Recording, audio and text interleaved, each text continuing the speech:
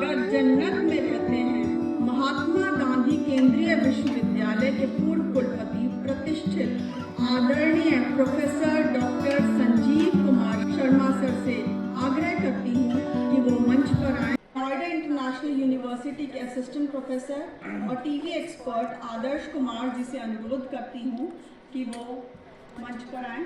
आदर्श कुमार जी से अनुरोध है कि वो डॉक्टर संजीव कुमार शर्मा सर को साहित्य भेंट और मोमेंटो भेंट करें। हर गली अच्छी लगी, हर घर अच्छा लगा। हर गली अच्छी लगी, हर घर अच्छा लगा। आप आए शहर में तो शहर भर अच्छा लगा। अब आदरणीय प्रोफेसर संजीव कुमार शर्मा सर से अनुरोध है कि वो आज के विषय पर अपनी बात रखें और जो शोध पत्र यहाँ प्रस्तुत किए गए हैं उनके संदर्भ में हमारा मार्गदर्शन प्रदान करें। मंच पर मेरे साथ आदरणीय प्रोफेसर प्रमोद जी, डॉक्टर वंदना जी, इस सभा में बैठे हुए सभी मित्रों को प्रणाम करता हूँ। तो मेरे मन में एक अहंकार आ गया कि मुझे बहुत कुछ आता है। यदा किंचित किंचित बुद्धजन सकाशा दवगतम, जब विद्वानों के बीच में बैठने लगा और थोड़ा बहुत उनसे कुछ सीखने लगा, तदा मूर्खोस्मीत ज्वर एवं मदो में व्यपगता। तब मुझे अनुभूति हो गई कि अभी मैं मूर्ख हूँ, अभी मेरा अध्ययन करना मुझे बहुत शेष है, मुझे जानना बहुत शेष है।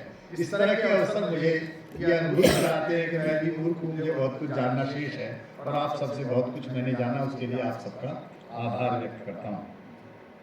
यक्ष ने प्रश्न पूछा, महाभारत की कथा आप सबको मालूम है, जल भरने के लिए भेजा नकुल सहदेव को, पहले सहदेव को भेजा। यक्ष ने कहा मेरे प्रश्नों का उत्तर दो तभी जल भर पाओगे, नहीं तो नहीं भर पाओगे। वो पांडव पक्ष की शक्ति का अहंकार मन में पाले हुए जल भरने लगा तो मूर्छित हो गया जल पीने से पहले। वो चारों भाई ऐसे ऐसे मूर्छित हो गए। युधिष्ठिर पहुंचे तो यक्ष ने कहा मेरे प्रश्नों का उत्तर दो, नहीं तो तुम्हारी गति ऐसी होगी जैसे तुम्हारे भाइयों की हो गई है। तो यक्ष ने कहा प्रश्न पूछो। यक्ष से कहा, युधिष्ठिर ने प्रश्न पूछो। आप मीडिया के विद्यार्थी हैं, आपको बताता हूँ, मुझे नहीं याद कि आपको ये कक्षाओं में ये बात पढ़ाई जाती है नहीं। यक्ष ने जो पहला प्रश्न पूछा वो यही पूछा, क्या वार्ता, क्या खबर है, क्या हाल चाल है। आपके पास टेलीफोन आता है, मोबाइल आता है, आप क्या बोलते हैं? हेलो। मेरी बिटिया बोलती है व्हाट्सअप, क्या खबर है, क्या हाल है, क्या बात है, ये तो पूछते हैं। यक्ष ने यही पूछा है, का वार्ता किमाश्चर्यम कह पंथा कश्चन बोधते। क्या खबर है, क्या वार्ता है, क्या हो रहा है दुनिया में, क्या चल रहा है। हम मीडिया की शरण में प्रायशः यह जानने के लिए जाते हैं क्या चल रहा है, क्या हो गया इस बीच में। आप सवेरे सो के उठते हैं, कुछ लोगों का अभ्यास होगा, सबसे पहला काम अखबार ढूंढने जाते हैं। थोड़ा देर हो जाता है तो मैं अखबार वाले को फोन करता हूँ, आज के अखबार कहाँ रह गए भाई। क्यों, ऐसा क्या घट जाता है इस बीच में तो आपको चिंता हो जाती है। ऐसा लगता है कि कुछ लोग हमें सूचित करने के लिए हैं, वो हमें बताएंगे क्या हुआ इस बीच में। बस यही है पेच। वो जो बताएंगे वो क्या बताएंगे, कैसे बताएंगे, किन शब्दों में बताएंगे, किस भाषा में बताएंगे, किस प्रकार से बताएंगे। संस्कृत का एक कवि हुआ बाणभट्ट, आपने नाम सुना होगा, उसने कादंबरी की रचना की थी। अंतिम समय वो एक ग्रंथ लिख रहा था, वो पूरा नहीं हो रहा था। उसके दो बेटे थे। अंतिम समय में उसने पूछा मेरी अंतिम इच्छा पूरी करोगे। अब मरते हुए पिता की अंतिम इच्छा पूरी करने को कौन मना करेगा। बच्चों ने कहा करेंगे। मेरा एक ग्रंथ पूरा करोगे तो कहा करेंगे। तो बेटे से कहा देखो सामने एक सूखा पेड़ खड़ा है, इसकी संस्कृत में इसे बोलो। तो उसने कहा शुष्कः काष्ठः तिष्ठति अग्रे।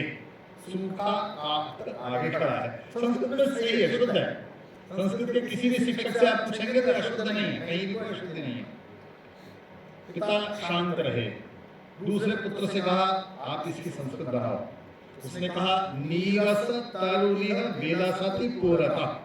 सामने रसहीन तरु सुशोभित हो रहा है। वो ये वृक्ष खड़ा है, सूखा पेड़ सामने खड़ा है, उसने कहा सूखा काट खड़ा है, उसने कहा ये नीरस तरु सुशोभित हो रहा है, नीला सत्य पूरा था। मानभट्ट ने कहा तुम ही रचना पूरी करो।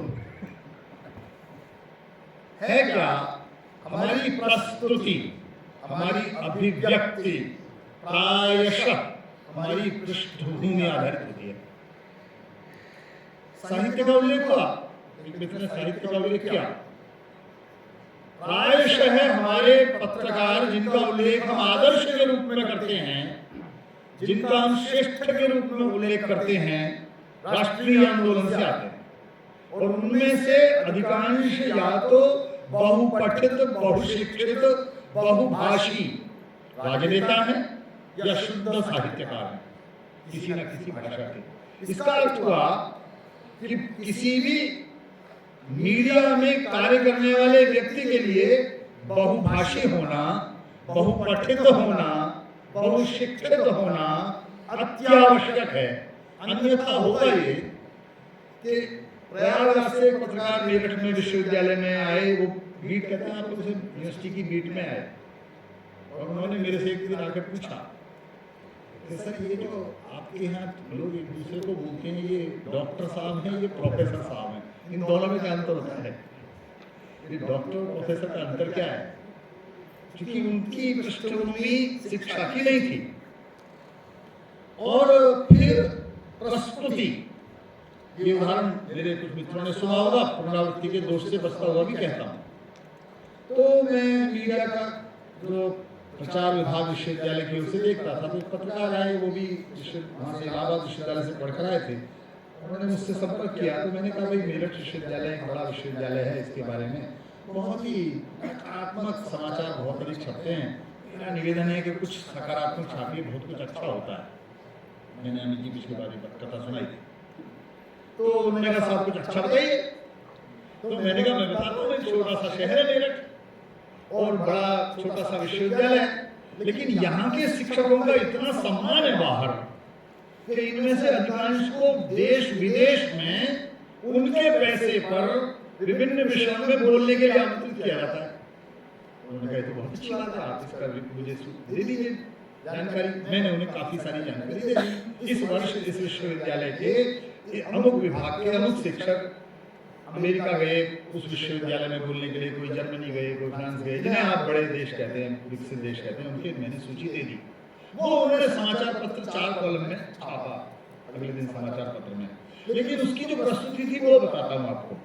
और उसका जो हेडलाइन थी वो इतनी खूबसूरत थी। हेडलाइन थी कि विश्वविद्यालय में पढ़ाने की बजाय हवा में उड़े गुरुजी।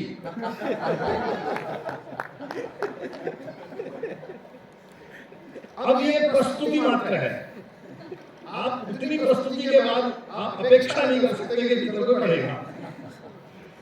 सूचना नहीं थी कि ये शिक्षक साल में इतने देशों में गए, लेकिन कंटेंट की प्रस्तुति ने उसका सारा स्वाद बदल दिया। इसलिए आज के जो हमारे विद्यार्थी हैं, शिक्षा मीडिया क्षेत्र में शिक्षा ग्रहण कर रहे हैं, उनसे मैं एक बात अवश्य कहता हूँ।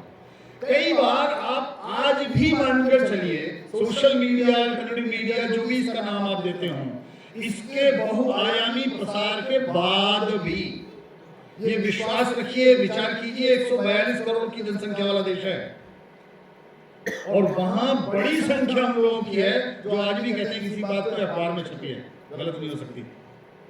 वो समाचार पत्र में छपे हुए आपके वाक्य को आप तो वाक्य मानते हैं, ये मानते हैं कि आप सच के सिवा कुछ लिख ही नहीं सकते, इसलिए आपने जब सच लिखा है तो बहुत सोच समझ के लिखा होगा। इस विश्वास को ध्यान में रखिए, उनकी आस्था को ध्यान में रखिए। वो डगमगाती है तो कहीं मीडिया की सार्वजनिक छवि भी ऐसी ना हो जाए जो हमारी आजकल न्यायपालिका की होती चली जा रही है। मैं बहुत निर्भीकता से बात कर रहा हूँ। वैसे न्यायपालिका ने अपनी सार्वजनिक छवि को जो स्वयं अपने प्रयासों से क्षति पहुंचाई है, वो मीडिया ना पहुंचाए, ये मैं अवश्य आप मित्रों से कहूंगा। दूसरी बात, ये जो वैकल्पिक मीडिया का विस्तार है, ये तकनीक आधारित है, प्रौद्योगिकी आधारित है। और तकनीक और प्रौद्योगिकी मूलतः आपके अपने विचार को प्रयत्न पूर्वक मशीन में, यंत्र में प्रवेश करने के बाद प्रारंभ होता है, उससे पहले नहीं। मेरे बहुत सारे विद्यार्थी मुझसे पूछते हैं किसी विषय में, तो मैं उनसे कहता हूँ गूगल की शरण में मत जाना। बहुत सारे लोग कहते हैं, बड़े गर्व से आजकल कुछ चैनल्स में विद्वान लोग, पत्रकार लोग कहते हैं मैंने रिसर्च की है गूगल पर, मुझे लगता है विश्वविद्यालयों को बंद कर दे, मेरे जैसे शिक्षकों को रिटायर कर देंगे, फिर रिसर्च यदि गूगल कर रहा है तो फिर मेरी आवश्यकता क्या है? रिसर्च गूगल नहीं कर सकता। गूगल तो वो प्रस्तुत कर रहा है जो उसमें आपने डाल दिया है, मैंने किसी ने डाल दिया है। मैं आपके सामने नाम लेता हूँ कामंदक का। मैंने अपने विद्यार्थियों से कहा, कामंदक एक नीति शास्त्र का आचार्य हुआ, गूगल पर ढूंढ कर बताइए क्या लिखा है उसके बारे में।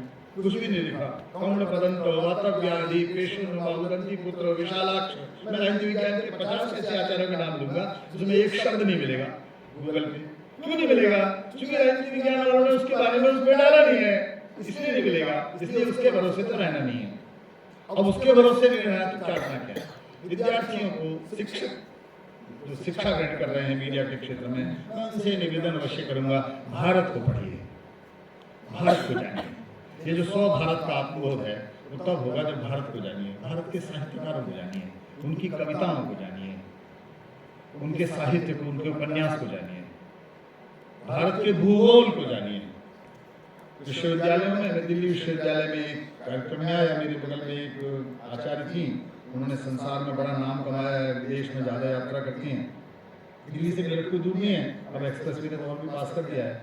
उन्होंने मेरे से बगल में बैठी थी, मुझसे कान में पूछा, सर मेरठ ना हरियाणा में आता है, उत्तर प्रदेश में आता है? तो मैंने उनसे कहा कनाडा में आता है, आप वहाँ पहुँच जाती हो।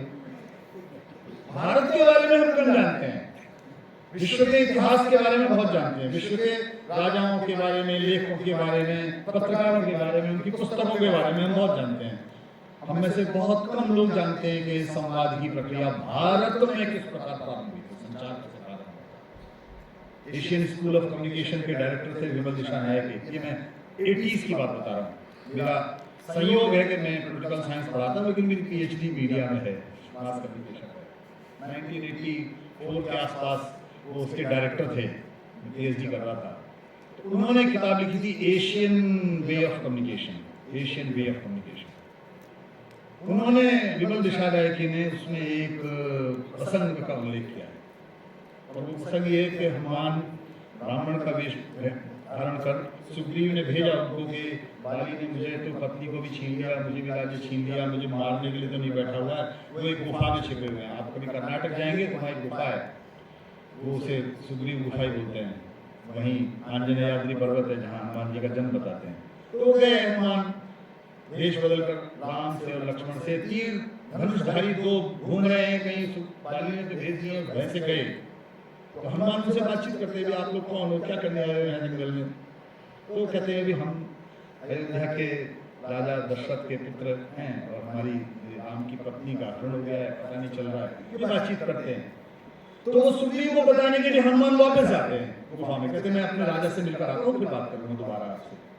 उस समय राम लक्ष्मण से हनुमान के बारे में बोलते हैं, तो कहते हैं निश्चय ही इस व्यक्ति ने शास्त्रों को ठीक से पढ़ा है, क्योंकि जब ये बोल रहा था तो इसके संवाद में शब्दों का जो चयन था वो इतना उपयुक्त था, इतना एप्रोप्रिएट था, न कुछ जो पूछा नहीं गया उसका उत्तर नहीं दे रहा था, जो पूछा गया है उसका सही शब्दों में उत्तर दे रहा था। वो विस्तार से हनुमान की संवाद की शैली का विश्लेषण करते हैं। राम दूत के रूप में, बहुत सारे लोग विभिन्न साहित्य में दूत के रूप में जाते हैं, कृष्ण भी दूत बनकर गए हैं युद्ध को टालने के लिए। वो सारी संवाद की परंपरा है। भारत के सारे शास्त्र संवाद में लिखे हुए हैं। रामायण भी संवाद है, महाभारत भी संवाद है। किसी न किसी को कहानी सुनाई है, बातचीत की है, और बातचीत करते करते बीच में कहते हैं इसके साथ ऐसा हुआ होगा, वैसा एक राजा के साथ हुआ था। कथा सरिसागर, हितोपदेश, पंचतंत्र, सब संवाद की शैली में। शुक्रंबा संवाद, एक बच्चा छोटा सा यम से संवाद करने चला गया, नचिकेता, वो भी एक संवाद है। याज्ञवल्क्य और गार्गी में ऐसी एक सभा में संवाद हो गया। जनक और सुलभा में निरंतर संवाद है। याज्ञवल्क्य और मैत्रेयी का संवाद बहुत प्रसिद्ध है। उपनिषद की सारी कथाएं संवाद में है। मैं इसलिए इन सबके उदाहरण आपसे कह रहा हूं मित्रों, भारत को के स्व को समझने के लिए भारत के इन संवादों को भी मीडिया के अध्ययन के अंग बनना चाहिए, जिससे आप भारत को और अधिक ठीक से समझ सकेंगे। भारत स्वयं से, प्रकृति से, नदियों से, पर्वतों से, वृक्षों से, मनुष्यों से, आकाश से, वायु से, अग्नि से निरंतर संवाद कर रहा था। वेद में, वेद का पहला मंत्र अग्निमीळे पुरोहितम, प्रकृति से संवाद है। इसलिए भारत से जो संवाद है वो हमें मीडिया के क्षेत्र में केवल भारतीय ही अधिक नहीं बनाएगा, हमारी समझ को भी भारतीय बनाएगा। इसी विचार, इसी प्रार्थना, इसी आकांक्षा के साथ आप सबको बनाता हूं। धन्यवाद। मैं आभार प्रकट करने के लिए आदर्श जी को मंच पर आमंत्रित करूंगी। धन्यवाद वंदना। सांसों पर अवलंबित काया जब चलते चलते चूर हुई, दो स्नेह शब्द मिल गए, मिली नव स्फूर्ति, थकावट दूर हुई, पथ के पहचाने छूट गए, पर साथ साथ चल रही आ, जिससे पथ पर स्नेह मिला उस राही को धन्यवाद।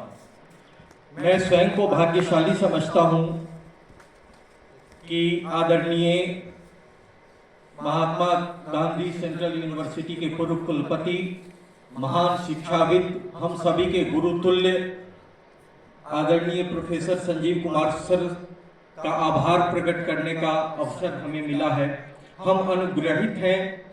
जैसे आकाश में सूर्य की किरणें सुबह सुबह प्रस्फुटित होती है, वैसे ही आज इस सभागार में आपके आशीष से, आपके आशीर्वाद से यहाँ प्रकाश फैला है। हम बहुत बहुत आभारी हैं कि आपने अपना कीमती समय निकालकर यहाँ हम सबों के बीच में अपने विचारों से साझा किया, हम सभी को उपकृत किया। इसके साथ ही IIMC के professor doctor Pramod Kumar Saini sir का भी आभार कि वो यहाँ आए और जो शोधार्थी थे, उनकी प्रस्तुति थी, उनके संदर्भ में उन्होंने अपनी बातें रखी। हमारे सामने बहुत सारे सम्मानित अतिथिगण हैं। आगे का सत्र जारी रहेगा। मुसाफिर हैं हम भी, मुसाफिर हो तुम भी, फिर किसी रोज पर मुलाकात होगी। बहुत बहुत धन्यवाद, बहुत बहुत आभार। ये 15 मिनट का अल्प विराम है और उसके बाद 12 बजे ये सत्र दोबारा शुरू होगा। आप सभी को इसी सभागार में